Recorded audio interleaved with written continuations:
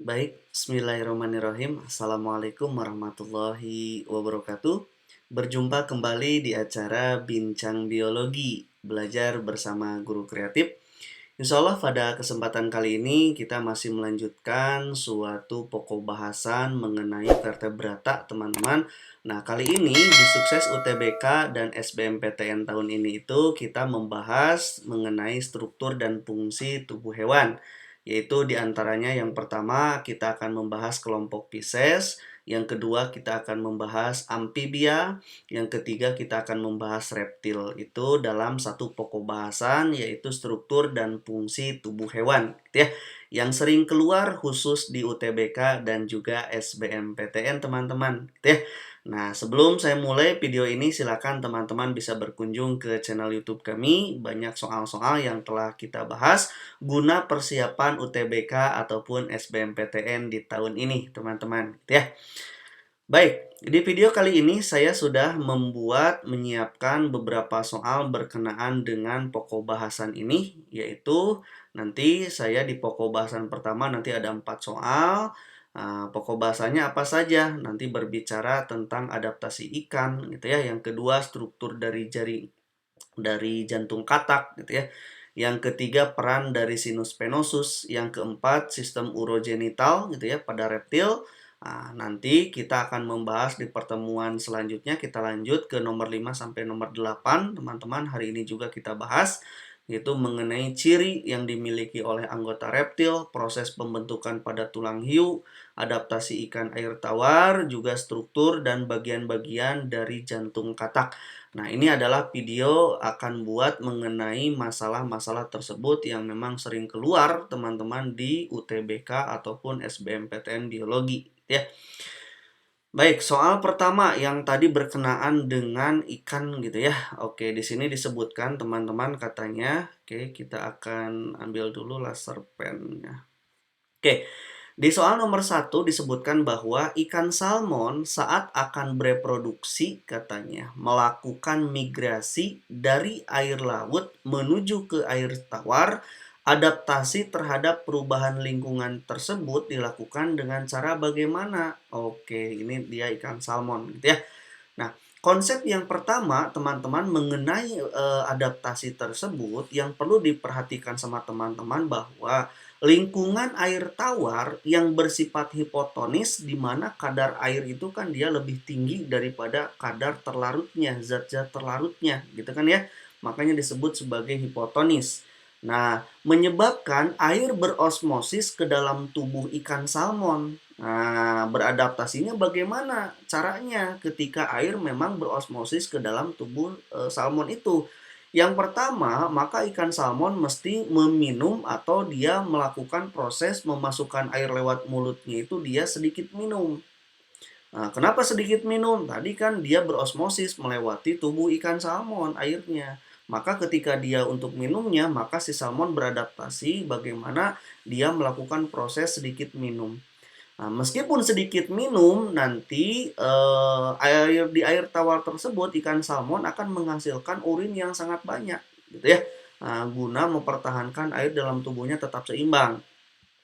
Yang kedua, dia akan menyerap garam sebanyak-banyaknya melalui celah-celah insang.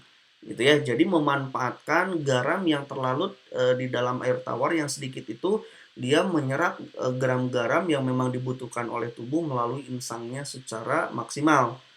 Terus yang ketiga, memperbanyak air tawar masuk melalui insang. Jadi masuk, insang keluar gitu ya, masuk dikeluarkan lagi lewat insang. Nah, nanti tujuannya dilewatkan lewat insang, tadi teh menyerap garam-garam gitu ya, melalui insangnya. Oke, itu yang pertama. Nah, yang kedua, teman-teman yang harus diperhatikan bahwa nanti berbicaranya adaptasi, kita akan simpulkan nanti ada yang bagaimana dia beradaptasi ikan air laut dan bagaimana dia beradaptasi ketika ada di air tawar gitu ya, ikan salmon ini. Nah, tadi disebutkan bahwa adaptasi pertama bagaimana melalui pengeluaran urin. Kalau saat dia hidup di air laut, maka dia akan mengeluarkan sedikit urinnya.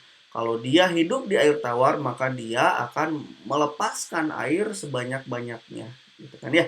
Terus urin yang diekskresikan, kalau dia saat hidup di air laut dia pekat, sedangkan hidup di air tawar dia sangat encer, gitu ya.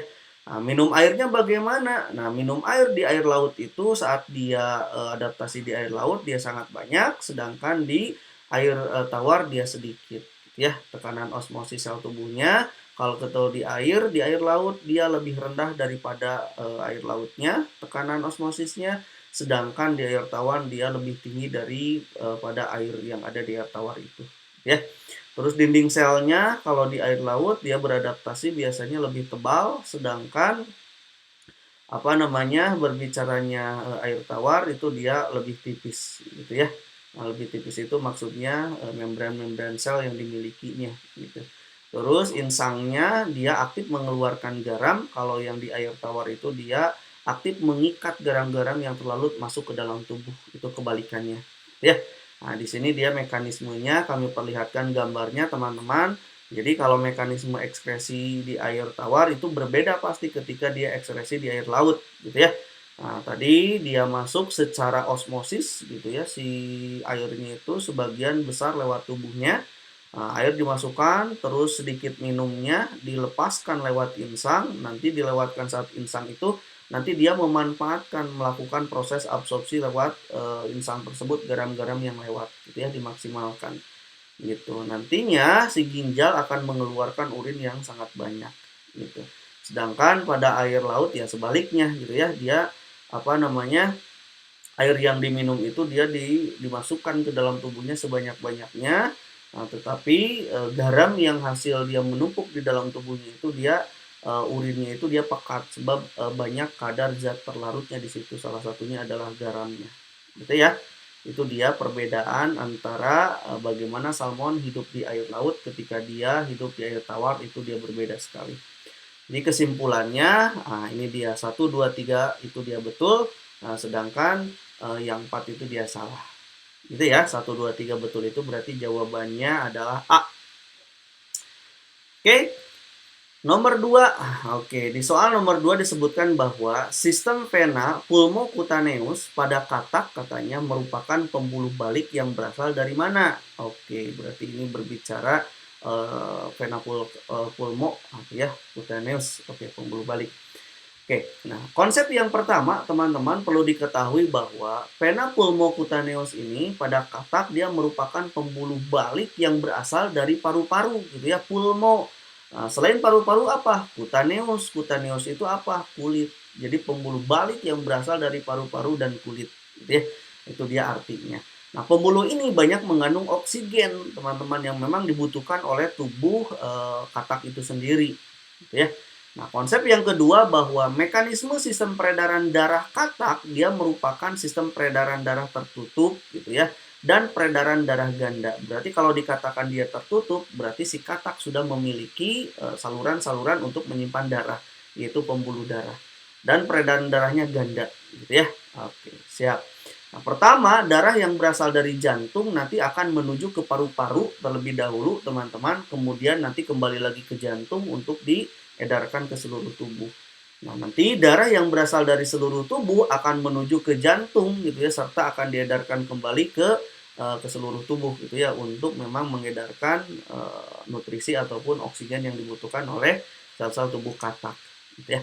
Nah, aliran darah ventrikel jantung teman-teman akan keluar melalui tractus arteriosus. Jadi ketika dikeluarkan dari jantung itu dia melalui tractus. Namanya adalah tractus arteriosus atau batang nadi gitu ya. Nanti menuju aorta yang akan bercabang ke kiri dan ke kanan. Nah, pada tiap pangkal arteri-arteri nanti bercabang menjadi ada yang bercabang ke arteri karotis teman-teman yang mengalirkan darah ke kepalanya. Yang kedua nanti ada yang mengalirkan ke arteri pulmocutaneus. Nah ini gitu ya. Dia yang bercabang dua, cabangnya yang pertama menuju ke paru-paru, teman-teman, disebut sebagai arteri pulmonalis dan dia bercabang menuju ke kulit yang disebut sebagai arteri kutanea, gitu ya. Nah, makanya disebut sebagai arteri pulmocutaneus gitu. Seperti itu ya. Nah, seperti ini dia gambarnya, teman-teman. Ini adalah gambar jantung yang dimiliki oleh katak. Dia itu memiliki 3 ruang jantung. Nah, di atasnya dia memiliki dua atrium, teman-teman, atrium kiri dan atrium kanan. Nah, di bawahnya dia memiliki satu ventricle. Oh, kalau begitu Pak, satu ventricle darah bersih dengan darah kotornya masih bercampur. Iya, gitu ya. Nah, masih bercampur, teman-teman, gitu. Hanya nanti darah bersih dari ventricle kiri itu yang sudah dipertukarkan antara oksigen dengan CO2 itu dia nantinya dia dilewatkan lewat ventricle itu akan dimasukkan tadi ke apa namanya ke seluruh tubuh lewat tadi aorta gitu ya yang nantinya bercabang-cabang gitu ya teman-teman ya. Jadi ventricle-nya hanya satu kalau di katak. Nah, gitu. Jadi jawabannya adalah pulmocutaneous itu dia berasal dari mana? Dari paru-paru dan kulit. Gitu ya. Oke, nomor 2. Nah, sedangkan nomor 3 disebutkan katanya sinus venosus pada jantung katak tadi sudah dibahas ya, berfungsi untuk menerima darah dari mana? Oh, udah dijawab tadi. Bapak kita bahas lagi. Oke. Nah, jantung yang dimiliki katak tadi disebutkan bahwa dia memiliki 3 ruangan penting, gitu ya. Satu atrium kanan, satu atrium kiri. Jadi atriumnya itu ada 2 gitu ya, kiri dan kanan. Sedangkan dia memiliki di bawahnya itu adalah satu ventricle. Nah, jadi darah bersih dengan darah kotor memang masih bercampur di situ, ya. Nah, jantung pada katak dia akan selalu dialiri darah yang mengandung oksigen dan karbon dioksida. Kenapa Pak? Sebab di ventricle itu darah di situ kan tidak ada sekat antara ventricle kiri dan kanan. Dia hanya memiliki satu ventricle. Akibatnya yang mengandung darah mengandung oksigen, yang mengandung darah mengandung karbon dioksida di situ mengalir bersamaan. Gitu ya, khusus pada jantungnya katak di ventricle itu. Nah, selain itu, katak memiliki satu bagian pada jantung gitu ya yang bernama sinus venosus. Jadi memiliki satu bagian yang disebut sebagai sinus venosus. Nah, sinus venosus ini teman-teman dia merupakan saluran penampung darah dari pembuluh yang akan masuk ke dalam atrium. Gitu ya. Nah, jadi dia itu menampung saluran yang menampung darah gitu dari pembuluh darah yang akan masuk ke dalam atrium gitu. Nah, sinus venosus pada jantung katak ini dia berperan untuk menerima darah dari vena cava posterior, teman-teman. Jadi vena cava yang besar yang membawa darah karbon dioksida, membawa darah kotor bahasa kitanya gitu ya dari seluruh tubuhnya nanti dialirkan ke dalam ke serambi kanan gitu ya. Jadi sinus venosus itu dia menerima darah dari vena cava posterior yang mengandung darah kotor lalu dimasukkan ke dalam serambi kanan atau atrium kanan, teman-teman. Itu ya. Jadi itulah peran dari sinus venosus gitu. Jadi dia menerima darah dari mana? Dari vena cava posterior. Gitu ya. Oke, yang 4 saja. 4 saja itu berarti jawabannya adalah D ya. Oke. Nomor yang keempat, teman-teman. Organ-organ tersebut katanya di bawah ini merupakan komponen sistem urogenital reptil jantan katanya. Kecuali berarti yang berhubungan dengan reproduksi gitu ya pada reptil. Oke, baik kita akan bahas. Nah, kecuali berarti ya. Oke. Berbicaranya sistem urogenital pada reptil jantan, teman-teman, di sana itu ada 2 bagian. Yang pertama disebut sebagai sistem uroprotika, teman-teman. Yang kedua disebut sebagai organ genitalia, gitu ya. Ada 2 bagian penting.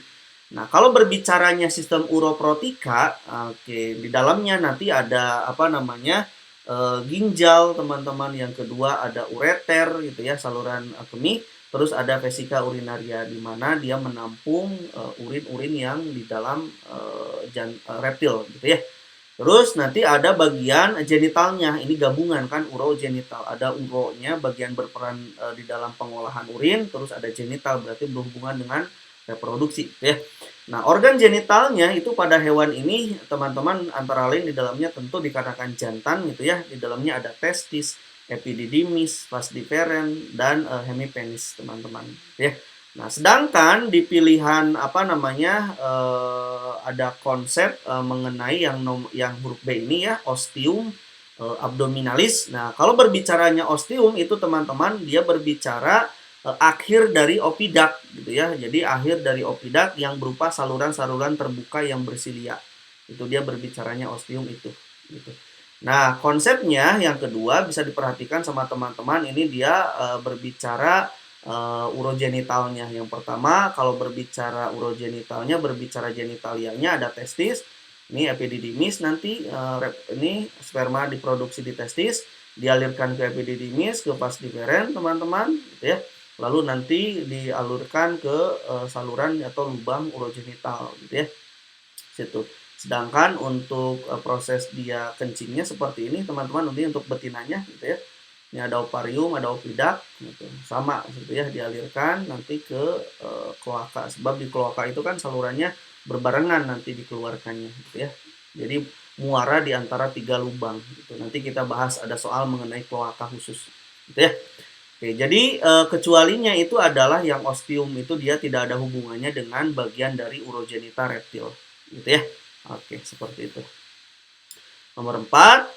Terus nomor 5 teman-teman kita akan bahas. Oke, hewan yang bertulang belakang katanya berdarah dingin, bertubuh bilateral simetri dan bersisik. Di sini tubuh bilateral simetri itu berarti ketika dibelah satu kali dia menghasilkan 2 belahan yang sama, teman-teman, gitu ya. Dibelah yang kedua maka tidak akan menghasilkan yang bagian yang sama. Itu dia tubuh bilateral simetris, itu dia berdarah dingin atau poikiloterm. Oke, kita akan bahas. Nah, struktur tubuh anggota kelas reptil teman-teman, ini sedang berbicara reptil sebetulnya ya. Oke, bersisik di sini kata kuncinya. Dia memiliki ciri yang pertama, hewannya itu dia bertulang belakang, masuk ke soal, memiliki kulit bersisik. Nah, ini kata kuncinya, itu dia milik reptil, gitu ya. Tubuh dia bilateral simetris, masuk ke soal, terus poikiloterm atau berdarah dingin bahasa kitanya ya. Nah, cocok, ini adalah ciri dari reptil berarti.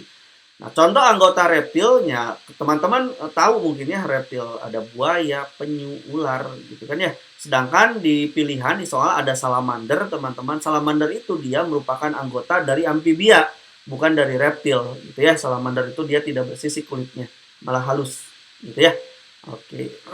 Terus ciri utama reptil, kalau teman-teman mau kita lengkapi ciri utama reptilnya, ini dia kulit permukaan berupa carapax, jadi sisik keras teman-teman.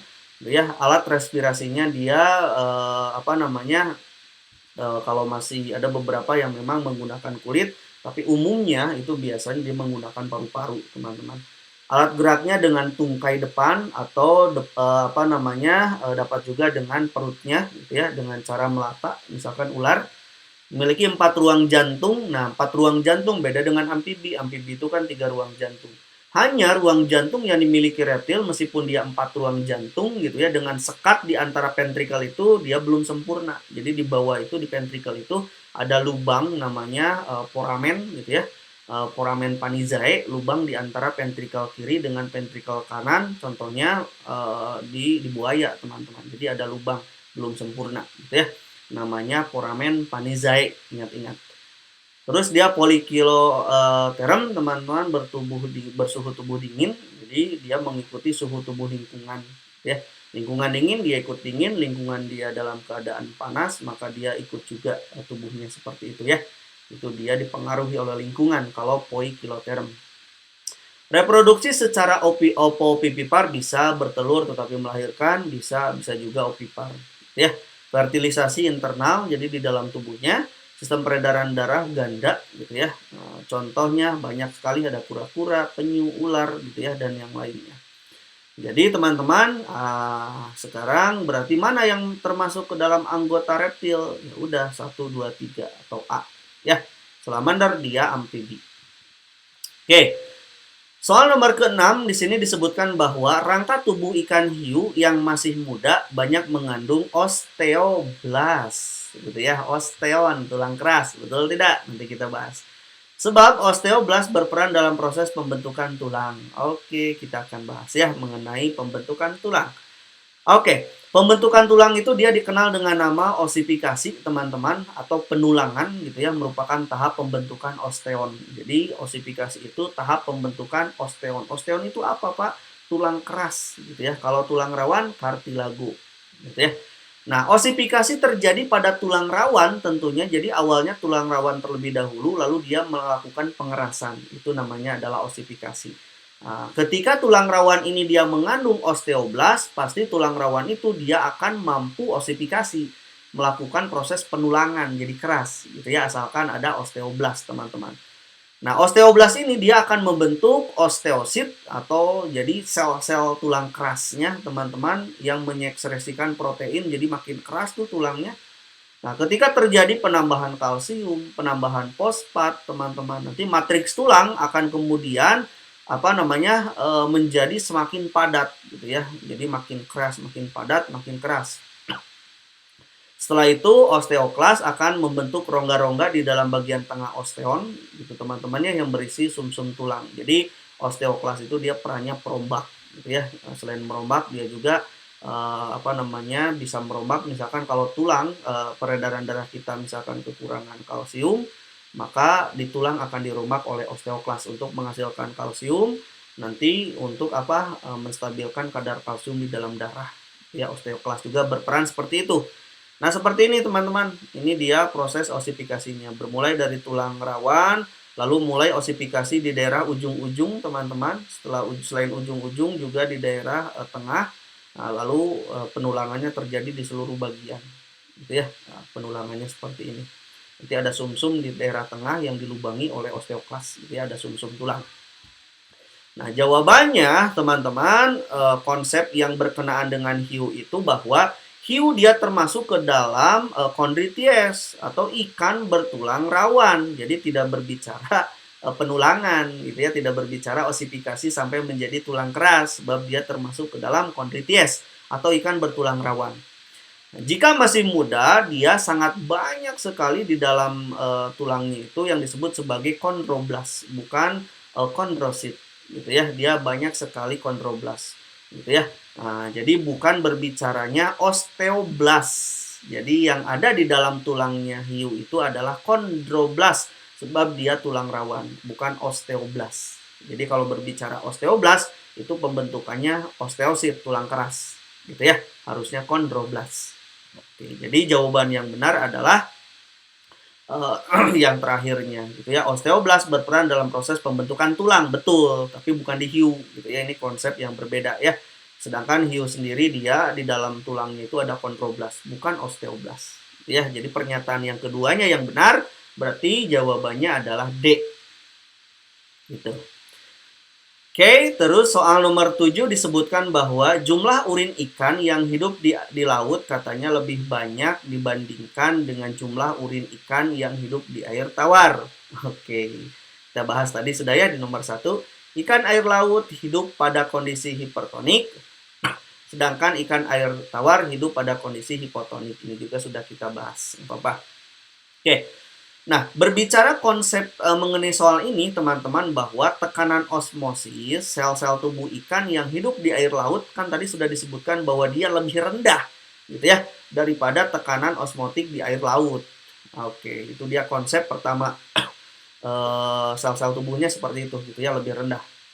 Nah, agar ikan tidak mati, teman-teman, terhadap kekeringan karena air di dalam tubuh ikan akan tertarik, gitu ya, keluar menuju air laut. Maka ikan yang hidup di air laut itu dia beradaptasi. Bagaimana caranya? Dia banyak minum gitu ya, banyak minum memasukkan air laut itu dan sedikit mengeluarkan maksudnya sedikit mengeluarkan urin itu dia urinnya pekat gitu. Airnya sedikit yang dikeluarkan tapi garam yang dikeluarkan banyak. Gitu ya maksudnya.